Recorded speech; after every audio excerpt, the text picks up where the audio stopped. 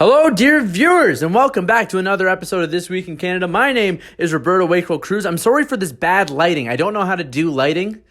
And thank you so much for joining me on this episode. I mean, it's been another week where Canada is once again in the spotlight. It's been 3 weeks in a row now that the convoy has sieged Ottawa, as some like to put it, and there has been more protests. If you are in Manitoba, you have likely heard of the news that the Emerson border has closed, the Coots border is still locked down, and perhaps most importantly, most vitally, most critically, and most impactfully, the Ambassador Bridge in Windsor, Ontario has closed down. I, myself, am a Windsorite, and I know that every time that Windsor's in the news, it's not for something good, and this is no exception. I would like to just get to the crux of this. I am conflicted on the border crossing story, and I'll explain why in a little bit. Don't click off yet. I still do generally support the Ottawa protests. As we know, people in Ottawa are nerds. They work in desks. They have cushy jobs like myself. But they don't get their hands dirty. They don't understand the regular working man. And they kind of resent the simplicity of people's lives outside of the city. So it's good to kind of get under their skin. And I think it's good to get your message across in a peaceful way, which they have done. And I assure you, it's peaceful. We have reporters on the ground there. Not myself. I can't drive. And it's only 2 hours away. So I'd like to go if it's still going at some point. But anyway, the Ambassador Bridge has been closed off. The Ambassador Bridge, if you don't know, is the busiest border crossing in, I think, the Americas, but certainly in North America in terms of trade that is brought across. I heard Doug Ford say today that it's to the tune of $700 million worth of trade, and it services the entire Windsor-Quebec City corridor, which has about 20 million people, and all the way down from Windsor, all the way up to Quebec City. It's like a megalopolis that has a lot of people that depend on that border crossing. A lot of these businesses that use this type of transportation, the trucks, are a lot of automotive factories, and they go by a just-in-time basis. So things arrive just when they need them. Auto parts that are brought across from Detroit or from Windsor, I believe a lot of tool and die stuff comes up. A lot of pieces to parts that get put on assembly lines. And we're seeing factories closed down now. Obviously, this has warranted a huge response. It's a big deal. It's sparked urgency in the governments of Ontario, Windsor, and, of course, federally. Much quicker than we saw with the Ottawa protest, because this one has a real financial impact. I gotta say, I am conflicted on my thoughts on this. I would love to hear from you and you guys in the comments, because this is critical infrastructure. This is really going to affect shelves and people's lives really directly. The bottom line here is huge, and I don't know what to think, because this is getting to the point where this is like illegal blockades. The protests, like I was saying, in Ottawa, kind of a fan, to be honest. I'd like to be there myself, but the blockades in Windsor have warranted a different response. Now, what has the response been from the Prime Minister? You know, there's been some murmurs of the military coming in. Perhaps we should play what the Prime Minister said today. He again reinforced this idea that no, the military is not going to be called in. It's on the table. All things are All things are an option. Everything's on the table. But at this point, you still have to be very careful to call in the military. Let's roll that clip right now. We are very hopeful that people will choose to leave these protests peacefully now that they've been heard. There are further steps for law enforcement to take as that happens or not, but we are a long way from ever having to call in the military, although, of course, we have to be ready for any eventuality, but it is not something we are seriously contemplating at this time. That press conference was very chock full of mentions of punishment. He's saying that if you are still participating in this protest, you will be punished. There will be consequences. The consequences will be dire. Doug Ford said today at his press conference that this could result in jail time and fines of $100,000, which is but a penny in a drop in the bucket to the overall cost that this is causing. I mean, these are really important infrastructure. I'm from Windsor, and I've already talked about this before, I think, but I've taken the Ambassador Bridge to Windsor. I actually prefer the tunnel because the bridge is always so backed up. I mean, trucks go on it in a different lane, but the bridge I don't like because you get dropped off right in Mexican town. It's not the safest area of town. That's not to say that Mexicans aren't cool, but I am saying that it's insane how busy it is. You can tell that it's a very important international border crossing. it brings up a few questions. One, how long is this going to go on for? I can't see the Ambassador Bridge situation going on for too long because it is going to cause problems. The other thing is, I think the Ambassador Bridge protest is actually going to lose support for the overall movement because it's actually going to affect more people directly. When it's something that you see on the news, like Ottawa, you just go, ha, what a bunch of dorks in Ottawa. What, the Prime Minister's scared of honking? Honk, honk. That's kind of funny. But when you go to get like yogurt or something because your kid loves strawberry yogurt for their lunches and there's none there because the border's been blocked off by some guys in Essex that came in and blocked the like Windsor. If you look at the electoral map of Windsor, we can show it here. This is what I'm getting good at. I'm like a weatherman. If we show it, Windsor is orange and red tip of Liberals and the NDP. Brian Massey and Eric Kuzmierczak, two of the biggest do-nothing MPs of all time. We know how to pick them in Windsor. But it's an orange and red tip of a very long blue shaft of conservatives and people that I think generally do not like mandates and lockdowns. And I also think they're people that tend to work more with their hands. I mean, a lot of my friends that work in Windsor, they work in factories, they work in tool and die. I know dozens of these people. And I assure you, I already know a couple people that are there at that protest. Again, I would like to go and cover this, but I can't take a train or plane to go to my hometown to cover the event. But I want to hear what you think. Do you think this is going to lose popular support for the protest? And the other thing I want to talk about is, are these protests working?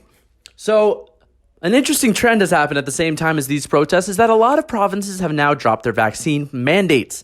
Let's start at the beginning, which was the first was Saskatchewan with Scott Moe, who I frequently listen to and think, yeah, that guy's totally reasonable. I like him a lot. He doesn't seem like the type of guy that would get in an like a drunk driving incident, which is very I don't know why I brought that up. Seems like a good guy. He's moved on from his past.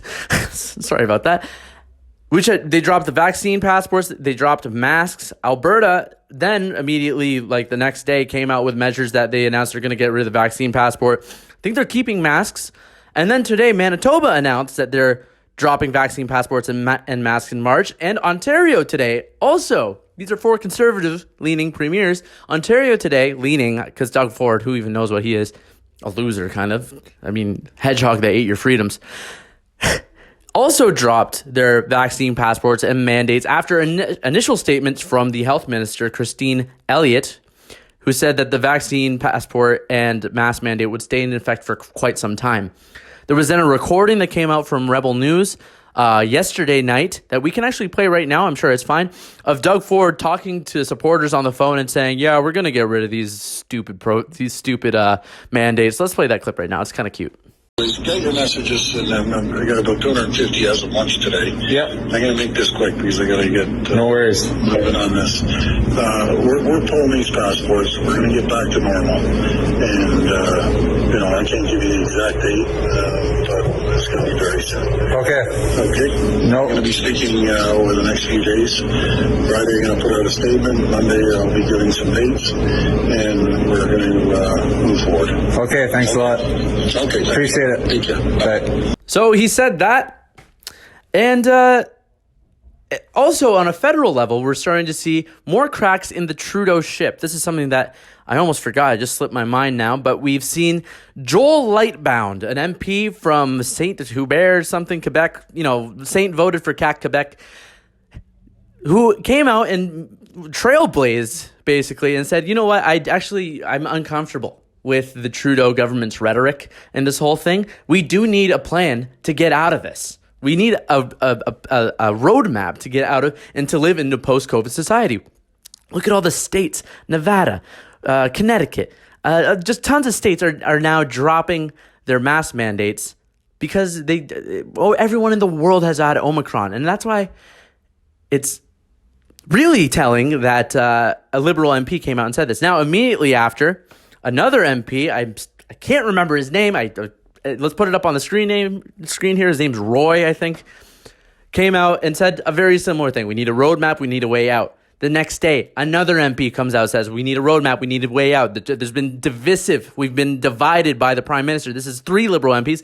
And then a fourth one, Anthony Housefather, comes out today and says, we need a roadmap out. We need some kind of plan out of this pandemic. The world is moving on. Everyone in the world has had Omicron already, and it was nothing. I had Omicron, and I had a really bad fever of like 103 for one day, and then my legs hurt like a bitch the second day, and that's really it. Nothing else really happened after that. So we're seeing some cracks in the Liberal ship, and what happened then? Well, the health minister, John E. Duclos, came out and said, we are looking at changing regulations on the federal mandates for travel. I am talking to Dr. Theresa Tam. I'm not going to impersonate her. And sounds like there's going to be some kind of move forward on federal travel mandates. We don't really know what this means. It sounds like they're tossing us a bone. I'm trying to figure out how they're going to get themselves out of this situation. Again, I really hope it's peaceful. I would hate to see something nasty go down in Ottawa. I am a peaceful person myself. I'm a pussy. I'm a bit of a bitch. Sorry for swearing so much, but it's just those are the things that I am.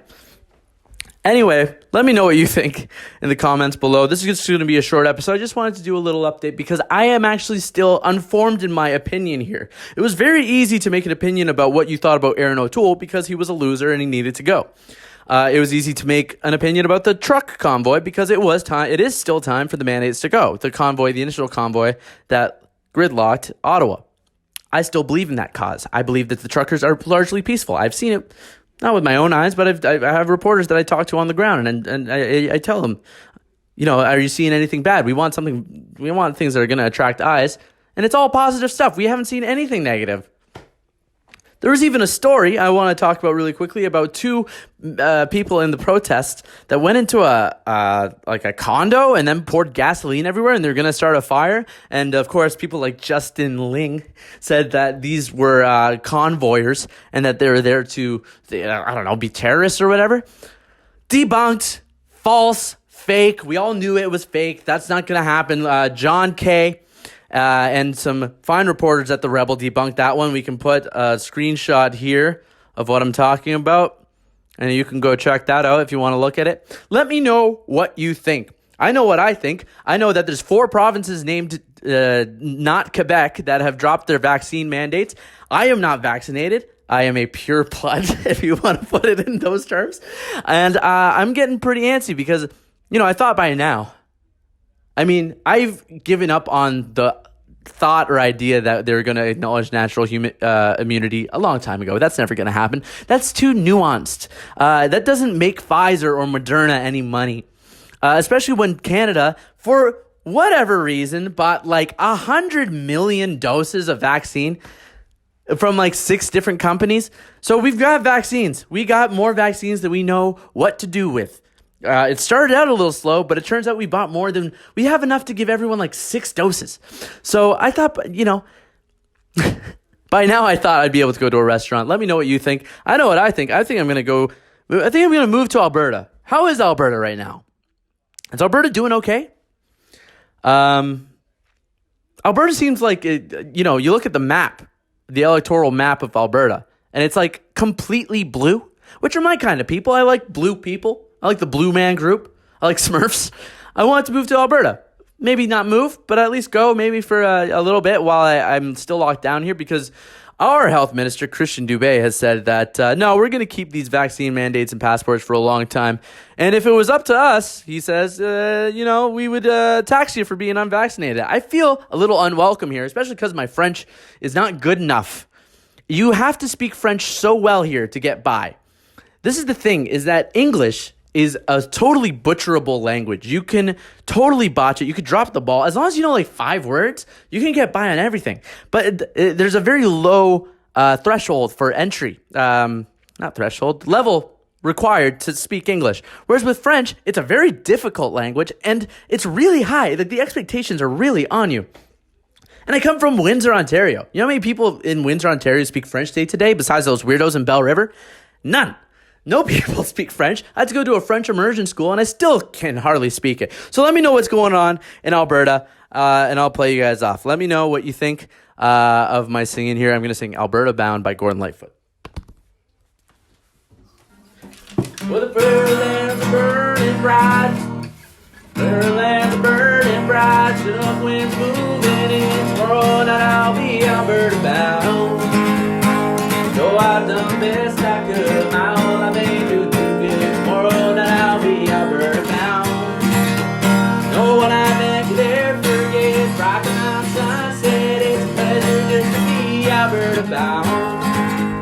I long to see my next of kin, know what kind of shape there is. Tomorrow night I'll be Alberta bound. Alberta bound.